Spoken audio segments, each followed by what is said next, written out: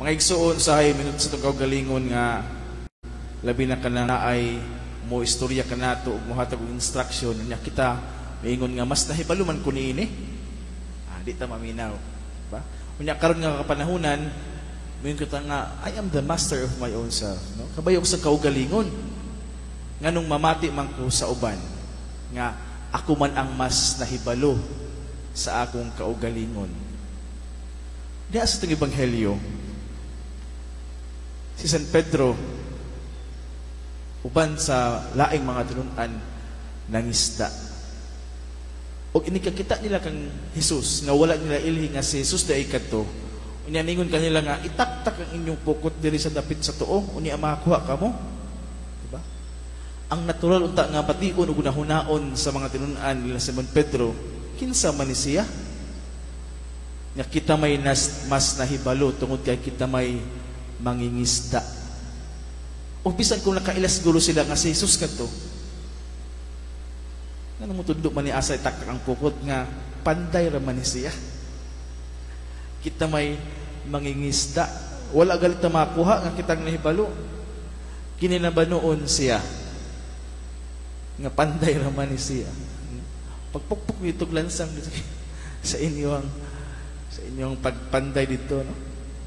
Pag wala sila makabalo nga si Jesus ay kadto, ug ang Ginoo before silang ituman niini, apan unsa bilang gihimo, gitaktak nila ang pukot sama sa giingon ni Jesus nga wala gani nila ilhi katong panahon.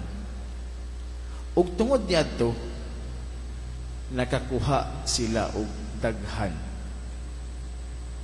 Diha sa atong kinabuhi, diha sa atong pagka membro sa usa ka grupo, naagid tay mga superior, na ay mas labaw kanunay kanato, di ba?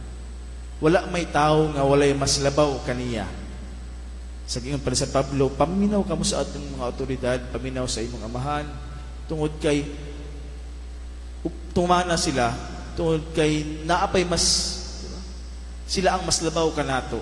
Ang tanan nga naa sa kagamahanan, ang tanan nga naa sa posisyon, paminaw gihapon tungod kay naapay gyud mas labaw kanunay kanato.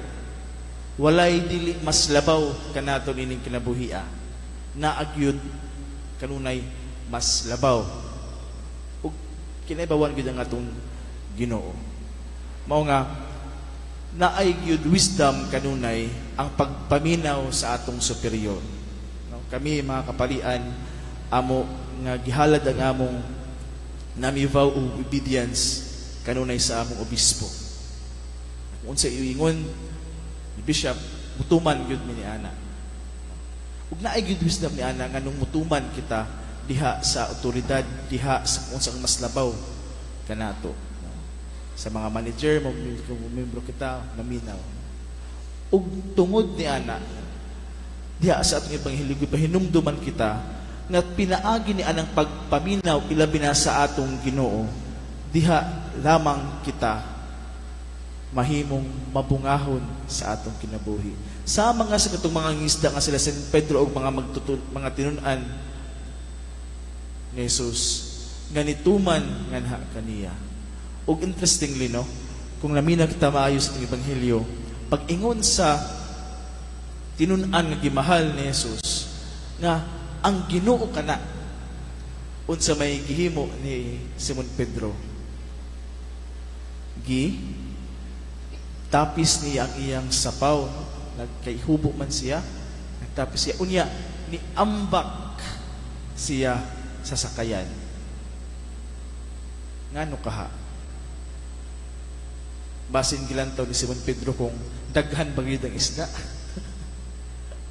Or basin natugob na siguro ang baruto ng ilang isakyan nganong mao ni ambak siya. Pero di ba, kini nga panahon mao ang pagkabanhaw na ni Jesus. Ug si Simon Pedro unsa gihimo niya katong wala pa nabanhaw si Jesus? Iyang limod si Jesus katulo ka beses. Sa matag tugtuga okay ang manok, di ba? Sa matag tugtuga og sa manok, gilimod niya si Jesus. Ug atong ma-speculate nga pag ginumdum niya, pagkaila niya nga si Jesus katong ang tinunan, ang Ginoo kato, naulaw siya sa iyang kaugalingon ug niambak sa sakayan. Liha sa pagpaminaw sa atong Ginoo.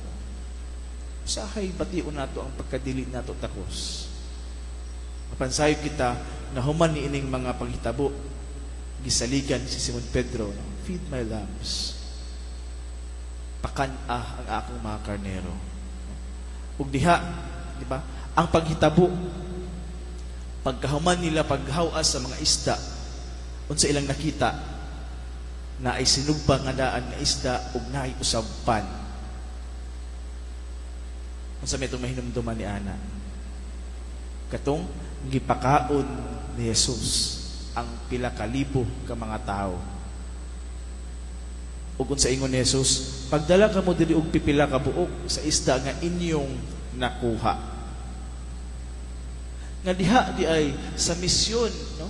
Ang tawag sa misyon sa pagpakaon sa kadaghanan, ang tawag sa misyon alang sa kadaghanan sa pagpakaon sa karnero sa Ginoo. Gitawag kita sa paghatag, no? Bisan pipila lamang kabuok sa giingon pa sa ebanghelyo, pipila kabuok sa isda nga inyong nakuha, sa paghatag sa kung unsa ang atong anaa kanato. Kay kining tawag sa pagpaminaw diha sa misyon alang sa kadaghanan, alang man kanatong tanan ug ang atong bahin niini ato lamang ihatag kung unsa ang anaa kita bisan pipila lamang kabuok. Kaigsuon, importante kaayo nga maminaw kita bisan pa man kung maingon kita nga ako naman ang mas nakaila sa akong kagalingon, naapay mas nakaila kanato ang atong Ginoo. Amen. Palihog manindog atong ampuon ang pangamuyo